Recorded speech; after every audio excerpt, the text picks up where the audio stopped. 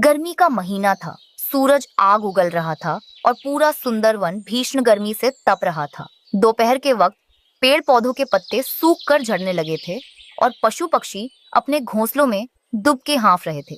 ऐसे ही एक छोटे और कमजोर घोंसले में बूढ़ी चिड़िया गर्मी के मारे बेहाल लेटी हुई थी। उसकी बेटी रानी चिड़िया अपनी बीमार माँ को हवा कर रही थी, लेकिन गर्मी इतनी थी कि हवा भी बदन को झुलसा रही थी। अरे रानी, जरा जोर से पंखा झल बेटी, इस पत्ते से तो हवा ही नहीं लग रही है। ऐसा लगता है जैसे चारों तरफ आग की लपटें चल रही हों। इस बूढ़ी जान को इस गर्मी से कब राहत मिलेगी? माँ, तुम जरा भी चिंता मत करो, बस कुछ दिनों की तो बात है। जब हमारे भैया टुन्नू की शादी हो जाएगी तो घर में नई भाभी आएगी। वो अपने साथ दहेज में एक चमचमाता हुआ नया एसी लेकर आएगी। फिर हमारे इस छोटे से घोंसले में भी बड़े लोगों की तरह ठंडी ठंडी हवा चलेगी और तुम्हें कभी कष्ट नहीं होगा। बेटी की यह सांत्वना भरी बात सुनकर बूढ़ी माँ की आंखों में एक अनोखी चमक आ गई। वह मन ही मन अपनी अमीर बहू और ठंडी हवा देने वाले ऐसी के सपने देखने लगी। कुछ ही दिनों बाद टुन्नू की शादी का दिन आ गया, लेकिन किस्मत का खेल तो देखिए। टुन्नू की शादी एक बेहद गरीब और सीधे सादे परिवार की रीमा चिड़िया से हो गई। जब विदाई के बाद रीमा ब्याह कर पहली बार अपने ससुराल पहुंची तो उसकी सास की लालची नजरें सिर्फ बड़े बड़े बक्सों और सामान को ढूंढ रही थीं। अरे बहू, तुम्हारी डोली तो आ गई, पर तुम्हारे साथ आने वाला बाकी का सामान कहाँ रह गया? गाड़ी भर के जो दहेज और आलीशान सामान आने वाला था, वो गाड़ी कहाँ खड़ी है? माँ जी, मेरे माता पिता बहुत ही गरीब हैं। उनके पास देने के लिए कोई धन दौलत या बड़ा सामान नहीं था। मेरे पास बस ये एक छोटी सी कपड़े की पोटली है, जिसमें मेरा थोड़ा बहुत रोज़ का सामान और कुछ पुराने कपड़े हैं। ये सुनते ही सास के पैरों तले जमीन खिसक गई। उसकी सारी उम्मीदें पल भर में टूट गईं और उसका गुस्सा 7वें आसमान पर पहुंच गया। क्या सिर्फ एक छोटी सी पोटली? हाय रे मेरी फूटी किस्मत। मैं तो सोच रही थी कि बहू आएगी तो नया एसी लाएगी और मेरी इस बूढ़ी हड्डियों को इस जानलेवा गर्मी से हमेशा के लिए राहत मिल जाएगी। पर यहाँ तो फूटी कौड़ी भी नहीं आई। इस कंगाली में मेरा क्या होगा? शादी के अगले ही दिन दोपहर के वक्त रीमा रसोई में मिट्टी के चूल्हे के पास बैठकर पूरे परिवार के लिए खाना बना रही थी। ऊपर से दोपहर के सूरज की भयंकर तपिश और नीचे से चूल्हे से निकलती हुई आग की लपटें, रीमा पसीने से पूरी तरह तरबतर हो चुकी थी और उसे चक्कर आ रहे थे। तभी उसकी सास से सहानुभूति देने के बजाय ताने मारने लगी। बड़ी आई महारानी, खाना बनाने में इतना वक्त लगा रही हो। लाड़ प्यार से रही होगी अपने गरीब मायके में। यहाँ तो वक्त पर काम करना पड़ेगा। वैसे भी तुम्हारी वजह से ठंडी हवा तो नसीब हुई नहीं। अब क्या भूखा मारकर मार डालोगी? कम से कम समय पर खाना तो सामने रख दिया करो। सास की इतनी कड़वी बातें सुनकर रीमा की आंखों से टप टप आंसू गिरने लगे। तभी वहां ननद रानी चिड़िया आ गई। उसे अपनी नई भाभी की यह दयनीय हालत देखकर बहुत दुख हुआ और वह अपनी माँ के सामने खड़ी हो गई। माँ, अब बस भी करो। भाभी सुबह से बिना कुछ खाए पिए हम सब के लिए जलते हुए चूल्हे के सामने खाना बना रही हैं। गर्मी उन्हें भी लग रही है, पर वो शिकायत नहीं कर रही है। इसमें उनकी क्या गलती है कि उनके माता पिता गरीब हैं? हमें उनके साथ ऐसा व्यवहार नहीं करना चाहिए। नहीं रानी, तुम अपनी माँ जी से बहस मत करो। माँ जी बड़ी है, वो जो कह रही हैं ठीक ही कह रही हैं। मैं जल्दी से खाना तैयार कर देती हूँ। 2 दिन बाद उनके पड़ोस में रहने वाले कालू कौवे के घर भी एक नई बहू आई। कालू की शादी एक बहुत ही अमीर घराने की गोरी कौवी से हुई थी। गोरी अपने साथ बहुत सारा कीमती सामान और एक बड़ा आधुनिक एसी लेकर आई थी। यह देखकर कालू की माँ घमंड से फूली नहीं समा रही थी। वह जानबूझकर रीमा की सास को चिढ़ाने के लिए उनके घोंसले पर आई। अरे ओ टुन्नू की अम्मा, सुना है तुम्हारी बहू तो बस एक फटी सी पोठी लेकर आई है। जरा कभी मेरे आलीशान घोंसले में आकर देखो, मेरी गोरी बहू कितना बड़ा एसी लेकर आई है। रिमोट का एक बटन दबाते ही पूरा कमरा शिमला जैसा बर्फीला हो जाता है। तुम तो इस जन्म में बस हाथ के पंखे से ही हवा करते रह जाओगी। पड़ोसन के जाने के बाद सास का पारा चढ़ गया। वह रीमा के पास गई और उसे और अधिक कोसने लगी। रीमा ने अब ठान लिया कि वह अपनी माँ जी को इस तरह रोज रोज दूसरों के सामने जलील नहीं होने देगी। वह पढ़ी लिखी और समझदार थी, इसलिए उसने अपनी बुद्धि का इस्तेमाल करने का फैसला किया। रीमा तुरंत बिना किसी को बताए जंगल के कुम्हार काका के पास गई। उसने उनसे एक बहुत बड़ा और मोटे तले का मिट्टी का मटका तैयार करवाया। इसके बाद उसने अपनी बची हुई छोटी सी जमा पूंजी से कबाड़ वाले से एक पुरानी मोटर, एक छोटा पंखा, सूखी घास और पानी की एक छोटी पाइप इकट्ठा की। वह घोंसले के एक कोने में बैठकर कुछ बनाने लगी। रीमा, ये तुम मटके के साथ क्या तोड़फोड़ कर रही हो? इस मिट्टी के घड़े में पंखा और तार के लगा रही हो? इससे क्या होने वाला है? टुन्नू जी, आप बस थोड़ा सा धैर्य रखिए और देखते जाइए। मैं अपनी माँ जी के लिए एक ऐसा अनोखा उपहार बना रही हूँ जो उनके सारे कष्ट दूर कर देगा। रीमा ने बड़ी कुशलता से मटके के बीच में एक बड़ा गोल छेद किया और वहां पंखा फिट कर दिया। मटके के चारों तरफ छोटे छोटे छेद करके सूखी घास लगा दी और ऊपर से पानी की पाइप जोड़ दी ताकि घास गीली रहे। इस तरह उसने एक स्वदेशी मटका कूलर तैयार कर लिया। शाम के समय रीमा ने बड़े चाव से उस मटका कूलर को आंगन के बीचों बीच रखा और पूरे परिवार को वहां बुलाया। रीमा के चेहरे पर खुशी थी। उसने जैसे ही बिजली का तार जोड़ा, मटके के अंदर का पंखा तेजी से घूमने लगा और उसमें से हवा बाहर आने लगी। लेकिन गर्मी के कारण मटके का पानी अंदर ही अंदर गर्म हो चुका था, जिसके कारण कूलर से बेहद गर्म हवा निकलने लगी। अरे, ये क्या तमाशा लगा रखा है तुमने? एक तो वैसे ही इस गर्मी में दम निकल रहा है, ऊपर से ये तुम्हारा मिट्टी का भभका चेहरे पर गर्म आग फेंक रहा है। मेरा तो दम ही घुट जाएगा इस गर्म हवा से। बंद करो इस बकवास कबाड़ को और ले जाओ यहाँ से। रीमा का दिल पूरी तरह टूट गया और उसकी आंखों में फिर से आंसू आ गए, लेकिन उसने हिम्मत नहीं हारी। उसने रात भर जागकर सोचा कि इस गर्म हवा को ठंडी हवा में कैसे बदला जाए। सुबह होते ही सूरज उगने से पहले उसने टुन्नू को जगाया। सुनिए जी, आप अभी के अभी बाजार जाइए, वहाँ बर्फ फैक्ट्री वाले के पास जाइए और जो बर्फ के टुकड़े थोड़े पिघल जाते हैं उन्हें कम दाम में खरीद कर ले आइए। टुन्नू तुरंत अपनी पत्नी की बात मानकर बाजार गया और एक बर्फ वाले से पिघलती हुई बर्फ के बड़े बड़े टुकड़े बेहद कम दाम में खरीद लाया। रीमा ने तुरंत उन बर्फ के टुकड़ों को मटके के अंदर भरे पानी में डाल दिया। मटके का पानी अब पूरी तरह से बर्फ जैसा ठंडा हो चुका था। उसने अपनी सास को दोबारा आदर पूर्वक बुलाया। माँ जी, मेरी खातिर एक आखिरी बार मेरी बात मान लीजिए। ज़रा बस 2 मिनट के लिए इस मटके के सामने बैठ कर देखिए। सास बुदबुदाते और गुस्सा करते हुए कूलर के सामने स्टूल पर बैठ गई। रीमा ने जैसे ही कूलर का बटन दबाया, मटके की ठंडी घास से छनकर और बर्फ के पानी को छूकर ऐसी बर्फीली और ठंडी हवा निकली कि पूरी झोपड़ी पल भर में ठंडी हो गई। हवा इतनी शुद्ध और ठंडी थी कि वातावरण महक उठा। वाह, ओहो, ये तो गजब की ठंडी हवा है। ऐसा लग रहा है जैसे मैं सचमुच किसी बड़े शहर के एसी वाले आलीशान कमरे में आ गई हूँ। मेरी तो आत्मा ही तृप्त हो गई बेटी। सारा बदन ठंडा हो गया। मटका कूलर की ठंडी हवा का जादू ऐसा चला कि सास का सारा गुस्सा और कड़वाहट पल भर में पिघल गई।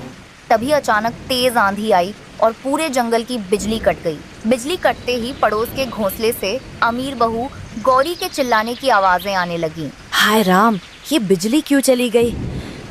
मेरा कीमती एसी बंद हो गया। मैं तो इस उमस और गर्मी से मर जाऊंगी, मुझे बचाओ। लेकिन रीमा का मटका कूलर तो एक छोटी सी बैटरी से भी चल सकता था, इसलिए उसकी ठंडी हवा बंद नहीं हुई। कालू की माँ और गोद गर्मी से बेहाल होकर चुपके से रीमा के घोंसले के बाहर खिड़की के पास आकर खड़ी हो गईं ताकि थोड़ी ठंडी हवा पा सके। यह नज़ारा देखकर रीमा की सास का सीना गर्व से चौड़ा हो गया। बहू, मुझे माफ कर दे। मैं दहेज और एसी के लालच में अंधी हो गई थी और तुझे भला बुरा कहा। मुझे नहीं पता था कि मेरी बहू इतनी गुणी और लक्ष्मी है कि वो मिट्टी के एक मामूली घड़े को भी अपनी सूझबूझ से एसी बना देगी। नहीं माँ जी, आप मुझसे माफ़ी मत मांगिए। आप खुश हैं और आपकी गर्मी दूर हो गई तो मेरी मेहनत सफल हो गई। रीमा की इस कामयाबी को देखकर टुन्नू और रीमा ने एक नया व्यापार शुरू करने का सोचा।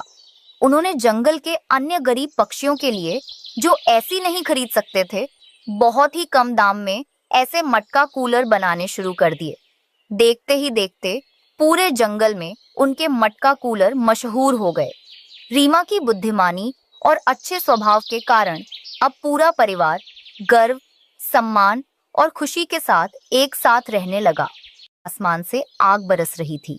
जेठ की दोपहर में परिंदों का हाल बेहाल था। चारों तरफ धूल भरी गर्म हवाएं और लू चल रही थी, जिससे पूरा जंगल बेदम हो चुका था। बाजार में सन्नाटा पसरा हुआ था, लेकिन टुन्नू और उसके बुजुर्ग पिता सुबह से अपनी दुकान लगाए बैठे थे। गर्मी से बचने के लिए जंगल का हर दूसरा पक्षी बाजार में केवल तरबूज ही बेच रहा था, जिसके कारण ग्राहकों का भयंकर अकाल पड़ा था। सभी पक्षी परेशान और बेबस होकर ग्राहकों का इंतजार कर रहे थे। टुन्नू बेटा, जरा उस घड़े से थोड़ा पानी पिला, गला सूखा जा रहा है और छाती में जलन हो रही है। सुबह से सूरज सिर पर आ गया है, लेकिन सिर्फ 2 तरबूज बिके हैं। जब बाजार में हर कोई तरबूज ही बेच रहा है, तो कोई हमारे पास क्यों आएगा? आज तो शाम के राशन के पैसे भी नहीं निकलेंगे। ये लीजिए पिताजी, पानी पीजिए। इस चिलचिलाती धूप और गर्म हवा के थपेड़ों के कारण ग्राहक भी अपने घरों से बाहर नहीं निकल रहे। जो एकाध ग्राहक आ भी रहे हैं, वे बहुत कम दाम लगा रहे हैं। मुझे तो समझ नहीं आता कि अगर यही हाल रहा तो आज घर का खर्च कैसे चलेगा। दूसरी तरफ रीमा के छोटे से घर का माहौल भी कुछ अलग नहीं था। सूखी घास से बनी उसकी रसोई इस समय किसी जलते हुए तंदूर जैसी लग रही थी। चूल्हे से उठती आंच के कारण रीमा सुबह से बिना रुके पसीने में लथपथ खड़ी थी। पसीने से उसके पंख पूरी तरह भीग चुके थे और गर्मी के मारे उसकी सांस फूल रही थी। तभी अचानक पास के कमरे से उसकी सांस की आवाज गूंजती है। जरा सुन तो बहू, इस जानलेवा गर्मी में कुछ मीठा खाने का बड़ा मन कर रहा है। दोपहर का खाना तो जो बना रही हो वो ठीक है, पर साथ में थोड़ी ठंडी ठंडी चावल की खीर बना दे, जिससे इस तपते बदन को थोड़ी शांति मिले। जल्दी करना बहू। सास की यह फरमाइश सुनते ही रीमा का मुंह पूरी तरह बन जाता है। वह पहले ही इस भयंकर उमस और गर्मी से परेशान थी। ऊपर से इस मौसम में खीर बनाने का मतलब था चूल्हे के सामने और आधा घंटा जलना। उसके मन में गुस्सा तो बहुत आया, लेकिन वह बिना कुछ बोले भारी मन से काम पूरा करती है और खाना लेकर सास के पास जाती है। माँ जी, ये लीजिए, खाना खा लीजिए। आपकी पसंद की चावल की खीर भी मैंने बना दी है। थोड़ी देर इसे ठंडी जगह पर रख दिया था ताकि आपको राहत मिले। अरे बहू, खाना तो ले आई तू, लेकिन ये बच्चे कहाँ हैं? गुड़िया और कुकू सुबह स्कूल से आ गए थे दोनों, फिर कहीं दिखाई नहीं दे रहे। इतनी तेज धूप में दोनों आखिर कहाँ चले गए? कहीं धूप में बाहर तो नहीं घूम रहे? पता नहीं माँ जी, खाना बनाने के चक्कर में मेरा ध्यान ही नहीं गया। मुझे लगा दोनों अंदर सो रहे होंगे। मैं अभी तुरंत बाहर जाकर देखती हूँ। शायद दोनों बाहर कहीं बड़े पेड़ की छांव में खेल रहे होंगे। रीमा घबराकर तुरंत घर से बाहर निकलती है। बाहर का सूरज इतना कड़क था कि जमीन पर पैर रखते ही उसके पैर जल रहे थे। वह अपनी पूरी ताकत से दोनों बच्चों को जोर जोर से आवाज लगाने लगती है, जिसमें उसकी ममता का डर साफ छलक रहा था। लेकिन जवाब में केवल सूनी हवा की सरसराहट मिलती है। गुड़िया, कुकू, कहाँ हो तुम दोनों बेटा? जल्दी अंदर आ जाओ बच्चों, बहुत खेल लिया बाहर। देखो कितनी तेज धूप है, बीमार पड़ जाओगे। जल्दी घर आओ बच्चों। चारों तरफ सन्नाटा था। बच्चों की कोई आवाज नहीं आई। रीमा भागकर पास के बड़े मैदान में जाती है, जहां जंगल के बच्चे अक्सर खेलते थे, लेकिन वहां भी सन्नाटा था। बस एक पेड़ के नीचे एक तोते का छोटा बच्चा बैठा हुआ था। बेटा, तुमने मेरी गुड़िया और कुकू को कहीं देखा है क्या? वे कहाँ गए? कुछ पता है तुम्हें? वे तुम्हारे साथ खेल रहे थे क्या? नहीं रीमा आंटी, वे मेरे साथ नहीं खेल रहे थे। बहुत पहले मैंने उन्हें इस तरफ आते देखा था, लेकिन फिर वे यहाँ से घने जंगल की तरफ चले गए थे। यहाँ बहुत धूप थी, इसलिए शायद वे कहीं छांव ढूंढने गए हैं। तोते के बच्चे की बात सुनकर रीमा की धड़कनें बहुत बढ़ जाती हैं। वह उड़कर तुरंत सूखी नदी के किनारे जाती है, जहाँ अक्सर बच्चे बैठते थे, लेकिन नदी पूरी तरह सूख चुकी थी और वहाँ भी सिर्फ तपती हुई रेत चमक रही थी। रोती बिलखती हुई रीमा वापस घर लौटती है और सास के पास बैठ जाती है। माँ जी, बहुत अनर्थ हो गया। बच्चे कहीं नहीं मिल रहे। मैंने मैदान, नदी सब छान मारा। मुझे बहुत डर लग रहा है। इस तपती धूप में मेरे बच्चे कहाँ खो गए माई जी? रो मत बहू, हौसला रख, भगवान पर भरोसा रख। हमारे बच्चे कहीं दूर नहीं गए होंगे। तू एक काम कर, तू तुरंत उस घने जंगल की तरफ जाकर ढूंढ जहाँ बड़े पेड़ हैं। मैं तब तक हिम्मत करके आस पड़ोस के पक्षियों के घरों में जाकर पूछती हूँ। तू जल्दी निकल बहू। सास की बात सुनकर रीमा में थोड़ी हिम्मत आती है और दोनों अपनी अलग दिशाओं में बच्चों को ढूंढने निकल पड़ती हैं। रीमा उड़ती हुई घने जंगल के बीच पहुंचती है जहां बड़े बड़े पेड़ों की थोड़ी छांव थी। वह पेड़ों की डालियों पर बैठ बैठकर रोते हुए ऊंची आवाज में पुकारती है, कुकू, गुड़िया, मेरी आवाज सुन रहे हो तो सामने आओ बच्चों। अपनी माँ को और मत डराओ। कहाँ छुपकर बैठे हो तुम दोनों? रीमा की आंखों के आगे अंधेरा छा रहा था। तभी उड़ते उड़ते उसकी नजर जंगल के बीचों बीच बने एक बहुत पुराने और गहरे कुएं पर पड़ती है। वह धकधकाते दिल से कुएं के मुहाने पर जाकर नीचे झांकती है। जो नजारा उसने देखा उसने उसकी चीख निकाल दी। कुएं की गहराई में सूखी घास का एक नरम बिस्तर बना था जिस पर उसके दोनों बच्चे गुड़िया और कुकू बड़े चैन से हाथ पर हाथ रखकर सो रहे थे। रीमा तुरंत उड़कर कुएं के नीचे उतरती है। तुम दोनों यहाँ कुएं के अंदर क्या कर रहे हो? तुम्हारी बुद्धि कहाँ चली गई थी? तुम्हें अंदाजा भी है कि बाहर मैं और तुम्हारी दादी रो रो कर पागल हो रहे थे। पूरे जंगल में तुम्हें ढूंढ रहे हैं और तुम यहाँ आराम से सो रहे हो। चलो अभी बाहर निकलो यहाँ से। अरे मम्मी, आप हम पर चिल्लाओ मत। बाहर बहुत तेज गर्मी थी, हमारे पंख जल रहे थे और हमारी जान निकल रही थी। यहाँ बहुत आराम है, इसलिए हम नीचे आ गए। हाँ मम्मी, खेलते खेलते हम यहाँ आए तो देखा कि इस कुएं के अंदर बहुत ठंडी और मीठी हवा चल रही है। हाँ, बाहर की लू का यहाँ नामो निशान भी नहीं था, इसलिए हम यहाँ घास डालकर सो गए। यहाँ बहुत सुकून है मम्मी, बाहर जाने का मन ही नहीं कर रहा था। रीमा बच्चों की मासूम बात सुनकर शांत होती है, लेकिन वह उन्हें लेकर वापस अपने पुराने घर आती है। घर की हालत बदतर थी। टिन की छत तवे जैसी गर्म थी और दीवारें आग उगल रही थीं। छत पर लगा पंखा बस गर्म हवा के थपेड़े दे रहा था। दोपहर का खाना खाने बैठे बच्चे और बूढ़ी सास दोनों का गर्मी से दम घुट रहा था और सब बेहाल थे।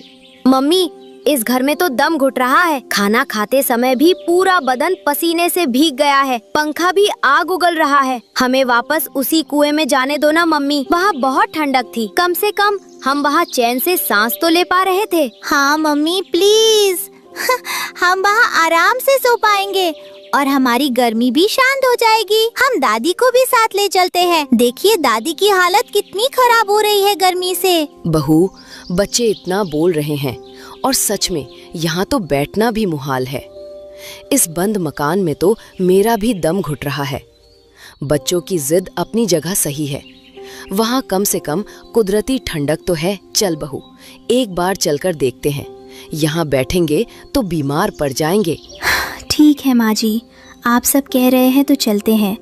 मैं दोपहर का थोड़ा भोजन और पानी साथ ले लेती हूँ। रात का खाना तो वैसे भी टुन्नू जी के आने पर ही बनेगा, तब तक हम वहीं रुकते हैं। रीमा जल्दी से खाने की पोटली बांधती है और सास और बच्चों को लेकर उसी गहरे कुएं में उतर जाती है। कुएं के अंदर कदम रखते ही ऐसा लगा जैसे वे किसी दूसरी ठंडी दुनिया में आ गए हों, जहां ऐसी जैसी ठंडक थी।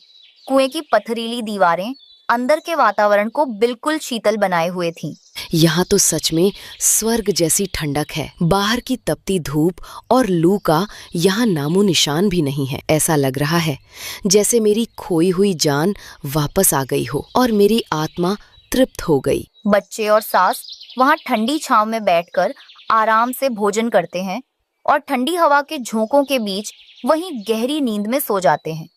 रीमा जाग रही थी। अपनी सास और बच्चों के चेहरे पर यह सुकून देखकर उसके दिमाग में एक अनोखा और अद्भुत विचार आता है। जब रात को बाजार में कड़ी मेहनत करके टुन्नू जी और ससुर जी थके हारे घर आते हैं तो घर की भीषण गर्मी में सो नहीं पाते। उनका पूरा बदन दर्द करता है। क्यों ना मैं इस कुएं को ही अपना घर बना लूं। यहाँ चूल्हा जलेगा तो भी गहराई के कारण गर्मी नहीं लगेगी और सब हमेशा आराम से खुश रहेंगे। शाम ढल जाती है और सूरज अस्त हो जाता है।